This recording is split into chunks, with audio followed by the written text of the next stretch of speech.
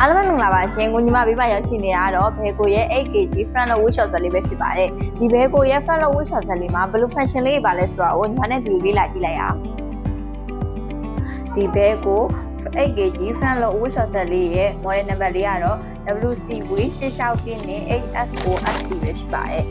ဒီဘဲကို weight short ဇက်လေးရဆိုလို့ရှိရင်ညီမတို့သူက smart inverter မျိုးစဖြစ်တဲ့အတွက်ကြောင့်မို့လို့နေရာစားနှုန်းကိုလည်းတက်တာစီ inverter motor ကိုလည်းသုံးပြီးထားပါတယ်သူရဲ့စက်ပိုင်းဆိုင်ရာ official running ကတော့ 1 year ဖြစ်ပြီးတော့မှသူက inverter motor မျိုးစဖြစ်တဲ့အတွက်ကြောင့်မို့လို့သူရဲ့ motor ကိုတော့12နှစ် running ပေးထားပြီးရှိပါတယ်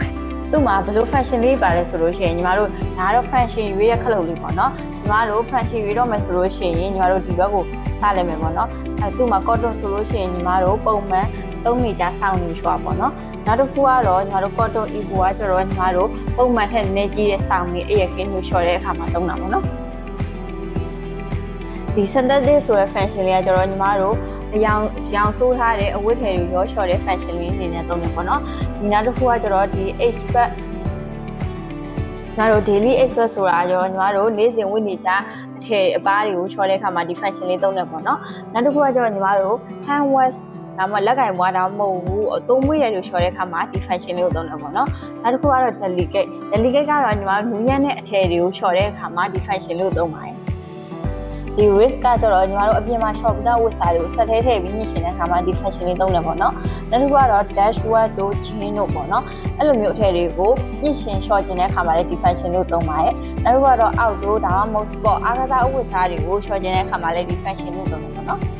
ဒါတော့ဒီ strain expert function လေးကကျတော့အစွန်းထင်းရှိတဲ့ဝတ်စားတွေကိုလျှော်တဲ့အခါမှာဒီ function လို့သုံးတယ်ပေါ့နော်ဒီ hygienic ကကျတော့ညီမတို့အဝတ်လျှော်ဆက်ကိုအဝတ်စားတွေလျှော်ပြီးတဲ့အခါမှာ cleaning လုပ်ရှင်တဲ့အခါမှာဒီ function လို့သုံးတယ်ပေါ့နော်နောက်တစ်ခုကတော့ down wear ဒါကတော့ညီမတို့အတွင်းအင်ဂျီတွေကိုလျှော်ခြင်းတဲ့အခါမှာဒီ function လို့သုံးရပါတယ်နောက်တစ်ခုကတော့ shed အင်ဂျီပုံမှန်ဝတ်နေကြ shed အင်ဂျီလျှော်တဲ့အခါမှာလည်းဒီ function လို့သုံးပြီးလျှော်လို့ရပါတယ်ပေါ့နော်ညီမတို့ဒီထဲက function လေးကိုသုံးပြီးမဲ့ function လေးတစ်ခုရွေးပြီးဆိုတာနဲ့ yes stack ခလုတ်လေးကိုနှိပ်ပြီးတော့မှစတင်လျှော်လို့ရမှာဖြစ်ပါတယ်ဒီ temperature ခလုတ်လေးကတော့ညီမတို့အဝတ်စားလျှော်တဲ့အခါဒီရွေးမယ်ပေါ့နော်ဒီ spring လေးကကျတော့ညီမတို့လေတဲ့အခါရွေးမယ်ပေါ့နော်နောက်တစ်ခါဒီ pre wash ကကျတော့ညီမတို့ဒီအဝတ်စားတွေကိုနောက်တစ်ခေါက်ထပ်လျှော်ခြင်းနဲ့ဒီ function လေးကိုသုံးပြီးတော့မှနှိပ်လို့ရတယ်ပေါ့ဒီ function လေးကိုသုံးပြီးတော့မှ